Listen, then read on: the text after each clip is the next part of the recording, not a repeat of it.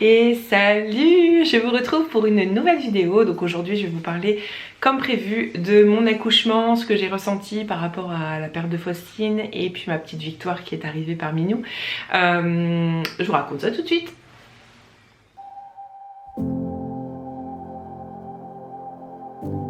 En fait c'est très compliqué, j'étais vraiment entre deux émotions, l'excitation et la joie de recevoir un nouveau bébé parce que je ne savais pas le sexe, j'avais pas voulu savoir le sexe, et puis la peur de la perdre à tout moment, de perdre le bébé à tout moment. C'est tout à fait normal, c'est un ressenti tout à fait normal et humain après avoir perdu un bébé, mais ça m'a empêché de vivre ma grossesse sereinement, à fond, et voilà, donc c'est tout. J'ai vécu ma grossesse jusqu'au bout. Ce que je faisais, c'est qu'avant chaque rendez-vous échographie, je faisais une petite vérification au niveau de mon ventre avec un petit appareil, et en fait il y a des fois où je le faisais même pas parce que je la sentais tellement bien bouger, je savais que ça se passait bien, donc je ne le faisais pas parce que ça me stressait quand même. Par contre, entendre ce petit cœur qui bat très vite, c'est juste énorme. Alors je suis un peu dans l'émotion parce que je me dis que c'est la dernière que j'ai, vu que j'ai 38 ans et que pour moi il est temps que j'arrête. Déjà la peur que ça recommence, une perte, je ne supporterai pas une autre perte. Et puis bah voilà, puis après bon, il y a le poids, il y a la fatigue qui commence à se faire sentir avec ma maladie. J'ai quand même des difficultés à me remettre de certaines choses, donc il faut vraiment que je prenne soin de moi maintenant, de mes bébés, de mes enfants qui grandissent, et puis penser un petit peu à mon couple du coup avec mon mari et faire plus de choses avec lui, etc. Maintenant que la petite a eu 1 an le 29 mai déjà, ça passe très très vite, donc c'est vrai que le temps passe trop vite et du coup il faut profiter à fond. Donc voilà, donc du coup pour moi c'est malheureusement terminé la maternité. Après sait-on jamais, mais bon je ne pense pas en tout cas. Puis bon, la maison qu'on a fait construire, même si on a déjà un autre projet, il manque une chambre de toute façon, donc on va pas aller s'aventurer, voilà. Puis j'aime vraiment prendre du temps pour chaque enfant, et là ça commence déjà à devenir assez chaud avec mon activité, etc. Donc je vais pas en plus me rajouter du travail avec un autre bébé, sachant que on fait très attention puisque je ne peux pas prendre de contraception, je ne supporte aucune contraception, donc c'est très compliqué, et voilà, donc on veut pas jouer avec le feu, hein, mais voilà, donc on va faire en sorte que ça n'arrive plus. Et puis bah si ça arrive, de toute façon mon mari sait très bien que je ne pourrai pas avorter, c'est hors de question, donc on assumera jusqu'au bout. Le tout c'est d'assumer ce qu'on fait, on est adulte et responsable, donc on est censé être adulte et responsable, du coup voilà, pour dans tout ce qui est la partie un peu plus intime. Et puis pour Victoire, et bien quand elle est arrivée, on ne savait pas si c'était un garçon ou une fille, donc le fait de la voir sortir et le cordon entre les jambes, je me suis dit, j'ai regardé mon mari, j'ai fait c'est pas vrai, et puis le cordon a bougé, j'ai dit ah bah non c'est une fille. Et ben ça, limite ça m'a rassurée parce qu'en fait je n'ai jamais eu de garçon, et du coup je ne sais pas, franchement ça me faisait peur de m'occuper d'un garçon. Et en fait, bon après j'imagine que ça vient tout seul, on a l'instinct maternel, je suppose que voilà, il n'y aurait pas eu de soucis, mais en tout cas ça me rassurait d'avoir une fille, et j'étais déjà tellement contente qu'elle soit en bonne santé. Donc ils me l'ont prise parce qu'elle avait un peu de mal à respirer, elle avait beaucoup de choses dans la gorge, etc. Donc ils l'ont dégagée, etc. Et ils me l'ont redonnée. Mais quel bonheur intense de donner la vie, mais quel bonheur, c'est énorme, c'est une chance, c'est un miracle, c'est exceptionnel les émotions qu'on ressent quand on a le bébé. Alors je vais pleurer parce que je sais qu'elle a eu 1 an, que c'est passé trop vite, et que c'est beaucoup d'émotions, que ça n'arrivera plus. C'est tellement dur de faire le deuil quand on est aussi maternelle, quand on est aussi en amour avec la maternité, la grossesse, etc. C'est vraiment tellement intense, des moments magiques. J'ai des frissons rien qu'à en parler, c'est incroyable. Enfin je sais pas si derrière vous ressentez exactement la même chose, mais moi en tout cas je sais que ça va me manquer, et j'y pense déjà, et j'ai beaucoup de mal à me dire que c'est la dernière en fait. Donc voilà, puis bon, quand elle est venue au monde, j'ai pleuré, alors de joie, de soulagement, et puis un petit truc qui me bloquait, j'étais très... Enfin, en fin de compte, c'est très bizarre parce que je pensais beaucoup à Faustine et je me disais, mais déjà, ça va faire presque 3 ans. Alors, au moment où j'ai accouché de Victoire, je me suis dit, ça va faire déjà presque 2 ans qu'elle est plus là et qu'est-ce que ça passe vite. J'ai déjà fait mes 9 mois de grossesse, j'ai déjà accouché à l'instant et j'étais perturbée. En fait, j'avais souvent tendance à vouloir l'appeler Faustine. En fait, il manquait quelqu'un. C'est entre mon avant-dernière Julie et Victoire, il manquait quelqu'un et j'avais tendance à appeler Victoire Faustine. C'était très très perturbant pour moi. Et ça m'est encore arrivé, même mon mari après, quand elle était un petit peu plus âgée, entre guillemets, 2, 3, 4 mois, ça lui arrivait de fourcher la langue, dire Faustine, Victoire. Bon, de toute façon, il n'arrête pas d'appeler Victoire Julie. C'est très compliqué. Je pense que c'est arrivé à tout le monde. On se moquait des parents quand ils se trompaient de prénom, mais en fait, on s'aperçoit que c'est partout pareil. Donc, on mélange souvent les prénoms, mais mon mari a beaucoup de mal à appeler Victoire. Victoire, c'est Julie. Tout le temps Julie, donc mon avant-dernière du coup. C'est vraiment très bizarre. Enfin bref, du coup, voilà, par rapport à Faustine, ça m'a vraiment perturbée parce qu'il me manquait quelqu'un. Il me manquait quelqu'un et même si je l'oublie pas et que je vais souvent la voir donc au cimetière parce qu'elle est dans le columbarium, on avait souvent tendance à me dire mais c'est pas grave, c'est pas grave. Y en a qui perdent leur bébé à l'accouchement, il y en a qui perdent leur bébé de la mort du nourrisson un peu plus tard quand le bébé a vécu, il y en a qui perdent leurs enfants d'une maladie à 2-3 ans. Mais j'ai envie de dire, c'est chacun fait son deuil comme il veut, chacun ressent la perte d'un bébé comme il veut. C'était un bébé, je n'ai pas fait de... Alors après j'ai fait une fausse couche, c'était en début de grossesse, donc on m'a fait un curetage. C'est pas pareil du tout. Là j'ai accouché de mon bébé, j'étais quand même à 22 semaines, j'ai accouché de mon bébé, je l'ai eu dans mes mains, même si elle était toute petite, elle était toute formée, elle était entière, il y avait ses petits pieds, j'ai ses empreintes dans ma chambre. Je me suis fait un cadre avec des empreintes, avec une photo de moi enceinte, une photo de Faustine donc dans mon ventre, l'échographie, avec un petit message avec des lettres etc. Et elle est derrière ma porte. Alors on la voit pas quand on rentre dans ma chambre, je veux que ce soit un moment à moi. Quand je ferme la porte je la vois. Ça vous paraît peut-être un petit peu macabre, mais en tout cas moins que quand j'étais dans mon ancienne maison, puisque ça venait d'arriver et que j'avais vraiment fait sur mon meuble d'entrée un énorme truc avec des photos, des bougies etc. Et je me disais c'est vrai que pour les clientes qui viennent chez moi, pour la famille qui vient, c'est un peu morbide. Mais je m'en fichais en fait. Moi c'était mon deuil d'abord, c'était mon bébé. Je voulais que tout le monde sache qu'elle avait vécu dans mon ventre, qu'elle avait été là, qu'elle a existé, et que son cœur battait, et qu'elle était entière, et que... Enfin voilà, j'avais envie que tout le monde le sache.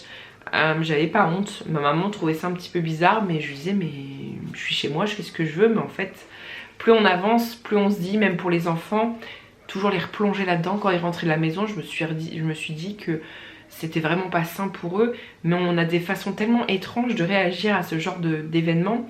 C'est tellement bizarre, c'est humain, c'est tout ce qu'on veut. Et là je me suis rendu compte que effectivement c'était un petit peu bizarre de réagir comme ça. Donc je l'ai mis dans ma chambre après. Et puis ici dans la nouvelle maison j'ai mis un beau cadre sur le mur avec mes petits anges qui sont sur mon meuble télé dans ma chambre. Et puis voilà, puis c'est mon cocon à moi, c'est mon truc à moi. Tous les jours je la regarde. Je pense, de toute façon il n'y a pas une journée où je ne pense pas à elle, où je ne regrette pas que ça se soit passé comme ça. Et voilà, et je vais la voir. Donc petite anecdote, il n'y a pas longtemps j'ai fait le baptême, donc c'était le 13 mai 2023, le baptême de Victoire. Et depuis plusieurs jours je me sentais pas bien du tout, mais vraiment pas bien. Une boule au ventre, stressée, angoissée. Alors pour mes autres filles j'ai fait le baptême, je les ai baptisées et j'avais un stress, mais pas autant. C'était le stress que tout soit bien pour les invités etc, tout se passe bien, tout se déroule bien etc, qu'il fasse beau, que ce soit une belle journée. Et là j'avais vraiment une boule au ventre qui m'empêchait de penser, de bouger, de faire ma vie comme il fallait. Et en fait j'avais une énorme boule au ventre et à un moment donné, la veille du baptême, je suis passée devant le cimetière et j'ai eu besoin d'aller la voir. Ça faisait un petit moment que j'y étais pas allée. Et même si je pense à elle tous les jours, on n'est pas obligé d'aller au cimetière pour penser à l'être cher qu'on a perdu. Bien évidemment, il y a plein de façons d'aimer ceux qui ne sont plus là.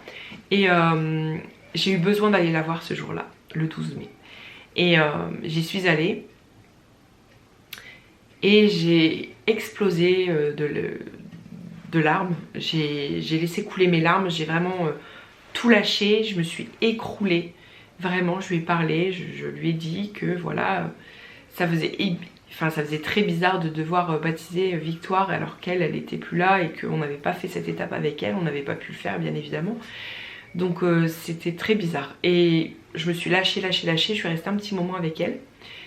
Et puis quand je suis sortie du cimetière, je me suis sentie mieux. Cette boule avait disparu. Et je me suis sentie libérée. Comme si elle était là.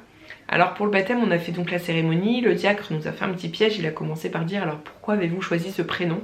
Ça a été très compliqué pour moi. Je me suis écroulée aussi et devant tout le monde en plus, donc très gênant.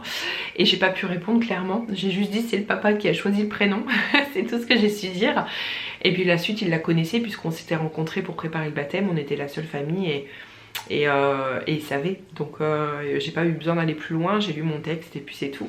Mais puis tout le monde dans l'assemblée savait pourquoi on avait choisi ce prénom, donc voilà. Mais c'est vrai que c'est pas facile pour personne. Et puis voilà, puis après on a fait en fait une petite surprise, on est retourné sur le lieu de réception de notre mariage puisque ça faisait 10 ans qu'on était mariés, le 13 mai le 4 mai pardon 2013.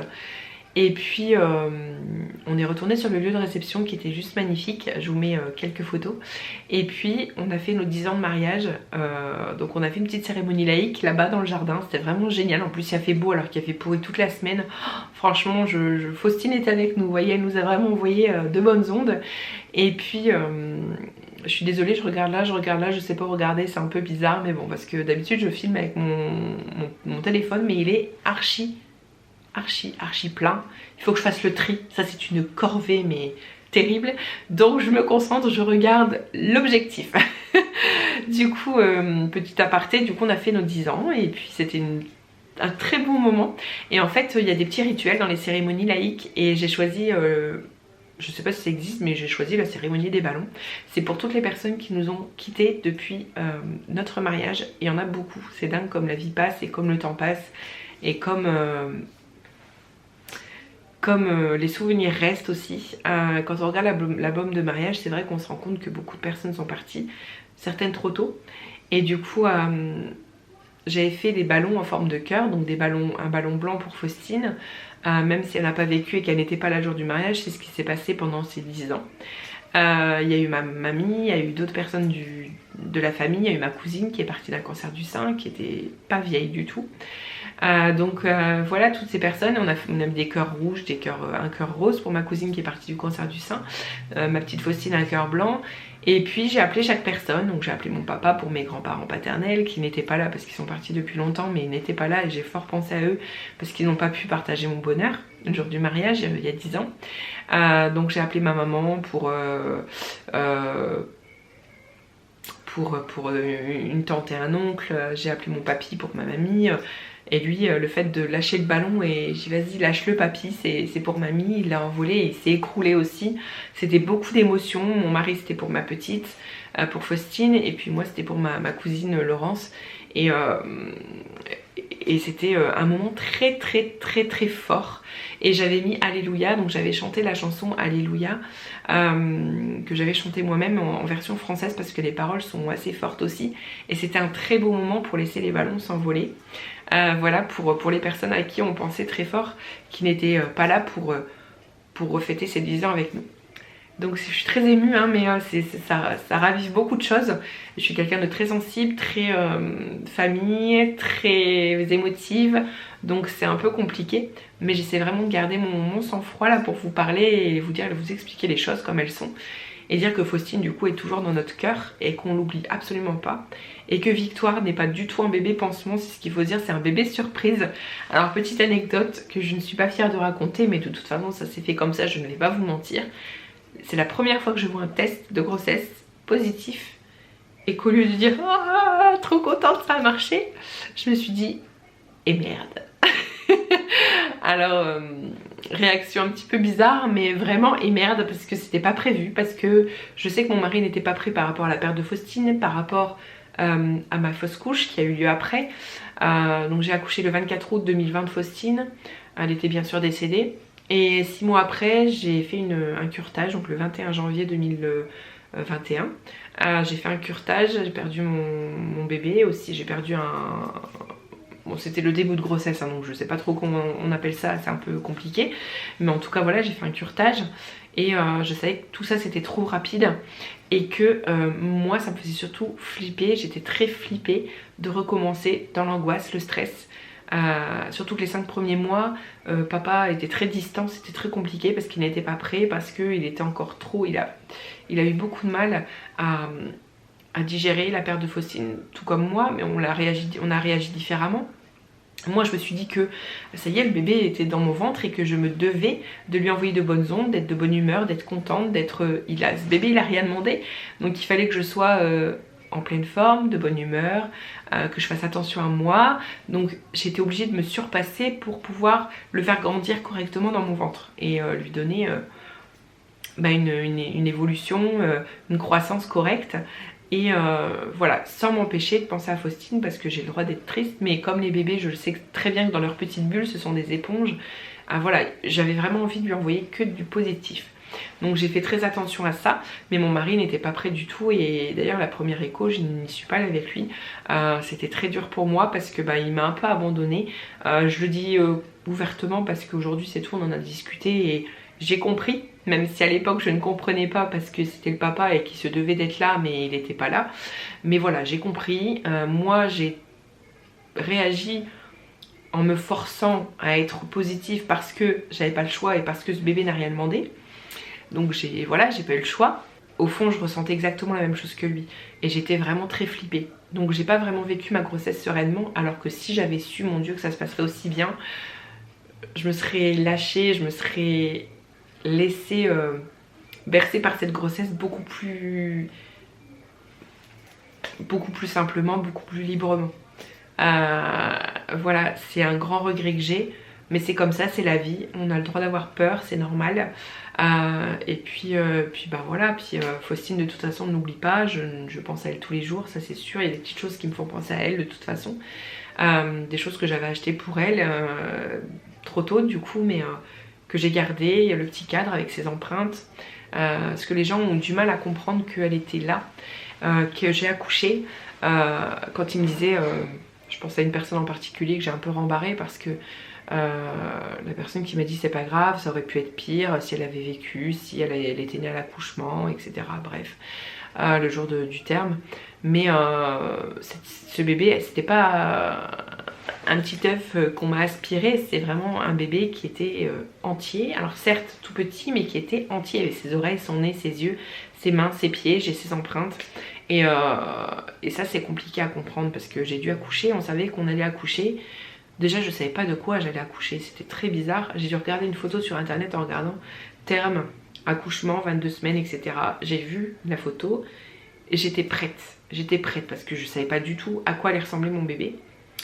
Et du coup j'étais totalement prête, mon mari ne voulait pas la voir. Finalement il l'a vu parce que en fait quand je l'ai eu dans les mains, déjà on pousse, on sait très bien qu'on va accoucher d'un bébé mort, donc c'est assez atroce. La première chose que j'ai dite c'est j'ai envie de crier. Déjà je ne parlais plus, j'étais muette, ma mère me parlait, je ne répondais même pas, j'étais complètement sonnée. Je me croyais vraiment dans un cauchemar et en fait je ne parlais plus et la seule chose que j'ai sortie c'est j'ai envie d'hurler. Alors la sage-femme m'a dit mais vous pouvez, parce que j'ai une sage-femme du matin jusqu'à temps que j'accouche l'après-midi.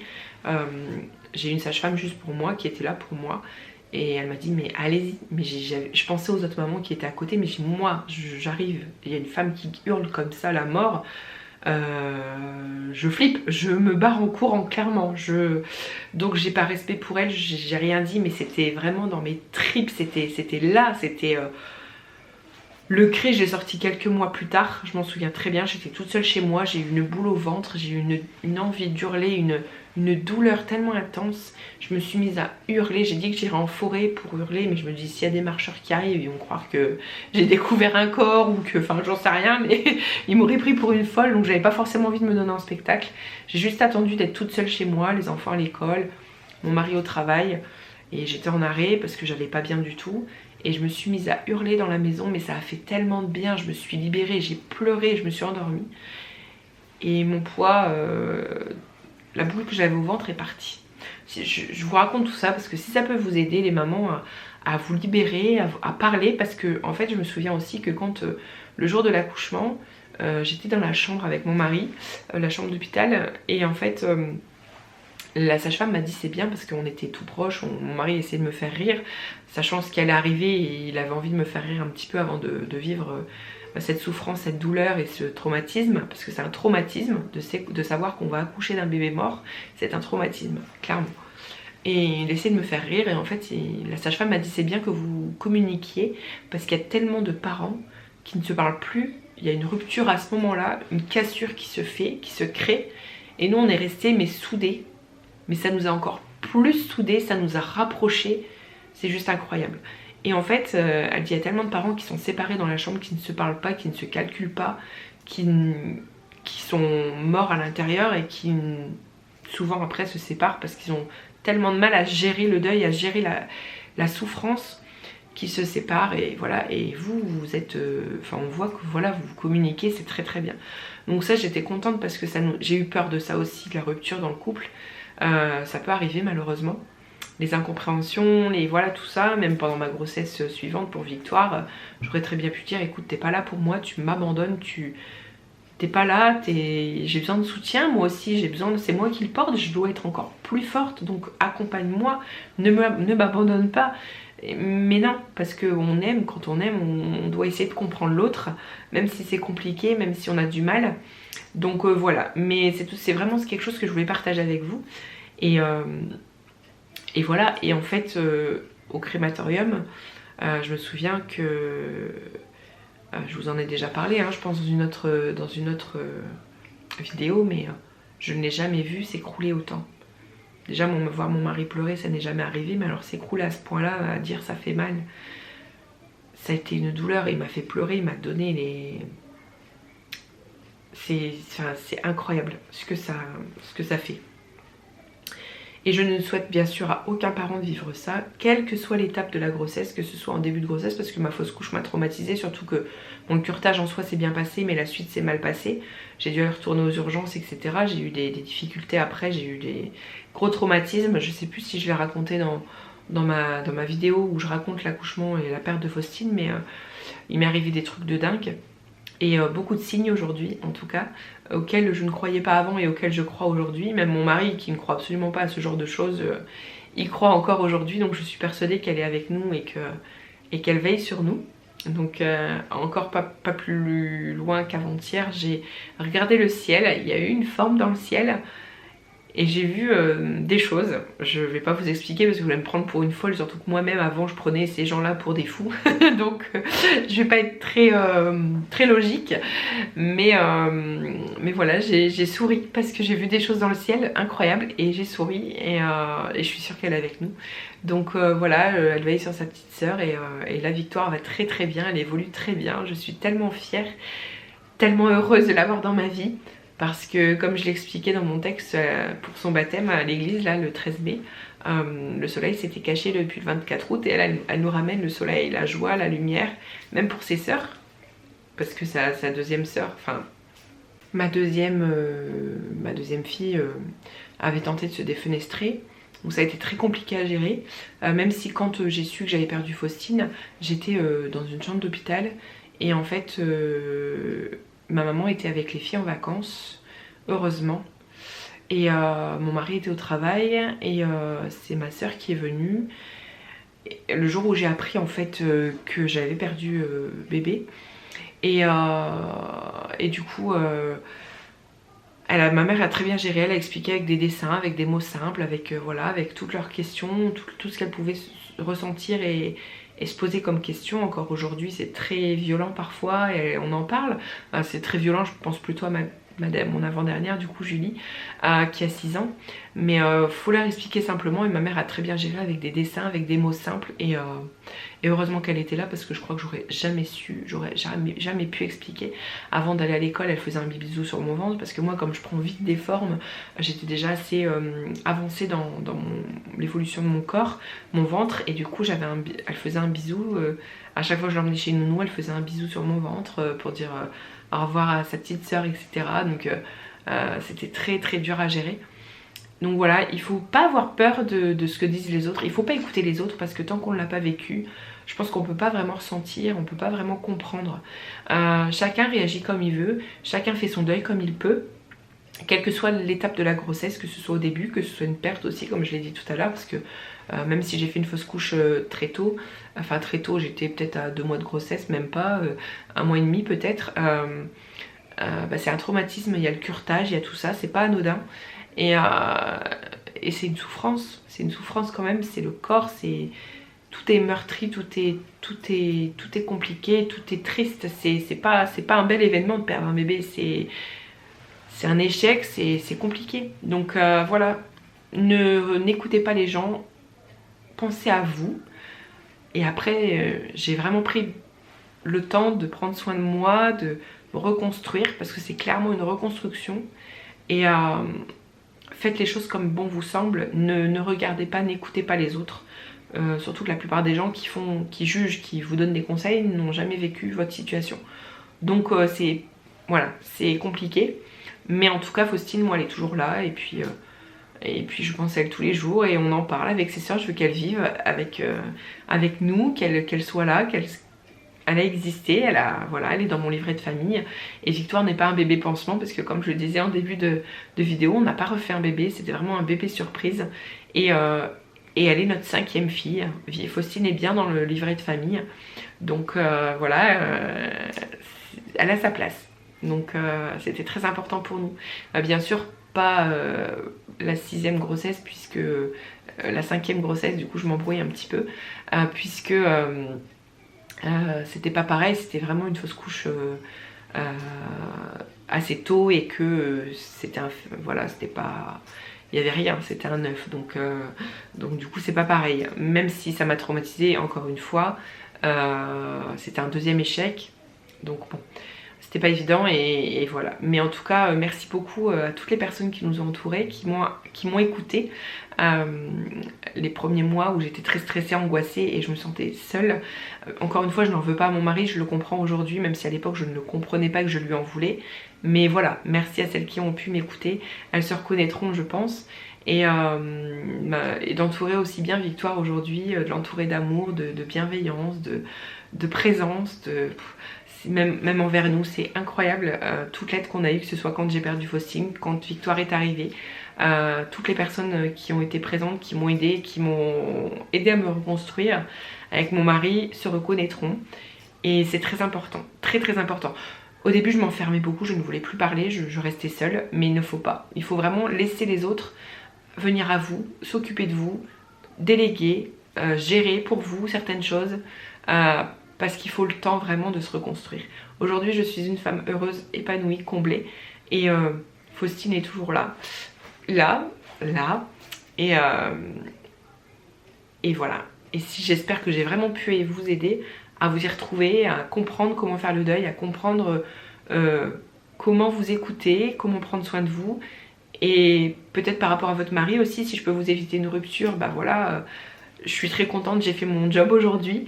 Et en tout cas j'espère vraiment que ça vous a aidé. N'hésitez pas si vous avez des questions à commenter, à me poser des questions, je vous répondrai avec plaisir. Et puis pensez à vous, prenez soin de vous, prenez soin de votre famille et puis réessayez parce que quand ça marche c'est tellement magique, tellement inattendu, tellement indescriptible, c'est un amour tellement puissant. On me disait souvent combien tu voulais d'enfants à la base, mais je ne savais même pas que je voulais des enfants. Quand j'étais jeune j'étais insouciante, je faisais ma vie, je savais même pas que je voulais des enfants, je pensais pas du tout à ça en fait. Et quand j'ai eu ma première, quand je suis tombée enceinte, j'ai ressenti un instinct maternel tellement fort et plus l'envie de m'arrêter en fait. Donc Si mes deux, ma Faustine et puis ma fausse couche avaient été là, certes j'aurais peut-être pas eu victoire, ça c'est sûr, mais si j'avais voulu faire victoire, j'aurais 6 enfants aujourd'hui, mais quelle fierté. Alors, ce que je disais avec mon mari pour rigoler, 4 enfants, famille nombreuse, soit on passe pour des cassos, soit on passe pour une famille catho, mais voilà, on est rien de tout ça, on est croyants, mais on n'est pas cassos non plus, on n'est pas, voilà, c'est...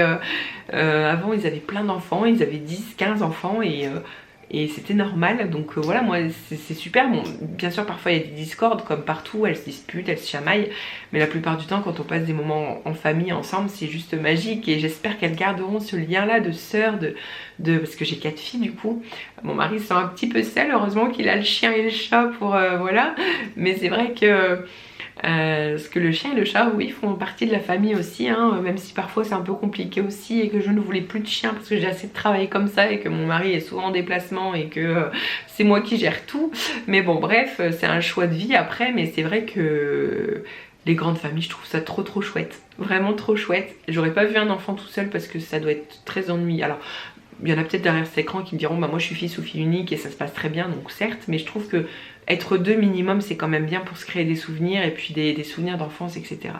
Donc je savais absolument pas combien je voulais d'enfants à la base, et aujourd'hui j'ai 4 filles et je suis très heureuse, même si c'est du boulot, que parfois je suis au bout du rouleau, que je suis fatiguée, mais j'ai ce caractère là à être toujours allez, on n'a pas le droit, on n'a pas le temps de se reposer, de dormir, là il faut y aller, elles ont besoin de toi, il faut aller à l'école, il faut aller conduire à la danse, il faut aller chercher des trucs pour s'habiller, il faut aller faire des courses, machin, on n'a pas le temps de se reposer, comme dit ma maman, je me reposerai quand je serai morte, c'est pas faux, donc voilà, on y va, on trace, on se crée des souvenirs, même si parfois c'est vrai que oui, bon, comme tout le monde on a des impasses financières, etc., mais bon, on fait ce qu'il faut pour s'en sortir, donc voilà, le tout c'est d'y croire, de tout faire pour que ça marche, et puis de toute façon à la base, ce que je disais, les enfants n'ont pas besoin d'argent, n'ont pas besoin de choses extravagantes, on a juste besoin d'amour, de ressentir qu'on...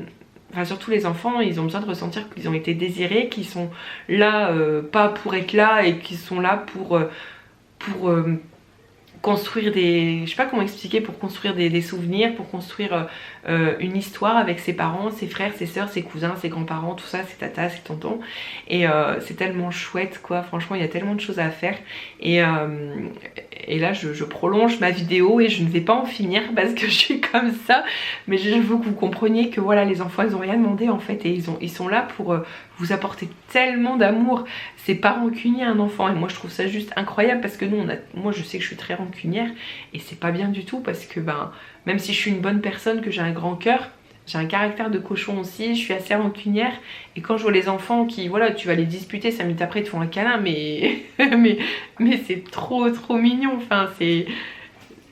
Ils sont sans filtre. Quand ma fille, je me suis coupé les cheveux, vous voyez, je vous souvenez, hein, et puis j'ai fait ma coupe, elle m'a dit t'es moche, bah voilà, il n'y a pas de filtre en fait, tu vois, les enfants, je trouve ça extraordinaire. Il y a tellement de phrases que je devrais écrire quand elles me sortent des trucs, mais hilarants. Je devrais écrire au fur et à mesure, je pourrais écrire un livre je crois, mais vraiment c'est sans filtre, et je trouve ça trop bien les enfants, parce que les adultes sont trop calculateurs, manipulateurs, égoïstes, hypocrites, tout ce qu'on veut. Et moi ce monde là il me dépasse, même si la nouvelle génération, j'avoue que les enfants avec les tablettes, les réseaux, les portables, ça me fout la trouille, mais une trouille d'enfer, surtout avec 4 filles. Même si on fait attention, de toute façon on ne peut pas forcément empêcher qu'il se passe quoi que ce soit. Je vous raconterai d'autres choses aussi dans une vidéo personnelle sur moi-même, mais en tout cas voilà, les enfants je trouve ça extra, il faut les aimer, il faut les écouter, et même si parfois oui je suis comme tout le monde, je suis humaine, je suis pas tout le temps au taquet, je suis pas tout le temps à 100%, je suis pas tout le temps une super maman, parce que des fois je suis fatiguée comme tout le monde, j'ai pas envie d'écouter les histoires qui durent 15 minutes comme moi je vous fais, même 20 minutes des histoires à rallonge x4, c'est très long, donc c'est vrai que des fois j'ai mes coups de bourre, mais la plupart du temps j'essaie d'être quand même présente à l'écoute, et j'essaie d'écouter leurs ressentis, leurs besoins de parler, de répondre à leurs questions, et puis voilà, et puis on fait ce qu'on peut. Comme j'ai dit au baptême, je ne sais plus ce que j'ai sorti, mais on peut pas être parent parfait. Je pense que des parents parfaits ça n'existe pas, il n'y a pas de mode d'emploi. On fait juste, on ne fait pas ce qu'on veut, on fait comme on peut, on fait au mieux. Donc voilà, faites au mieux, et puis les enfants seront très heureux. Oh, c'est beau. Je vous fais plein de gros bisous. Si cette chaîne vous plaît, n'hésitez pas à vous abonner, à mettre des petits pouces, à cliquer sur la cloche. Et puis je vous retrouve très bientôt pour une prochaine vidéo. Ciao!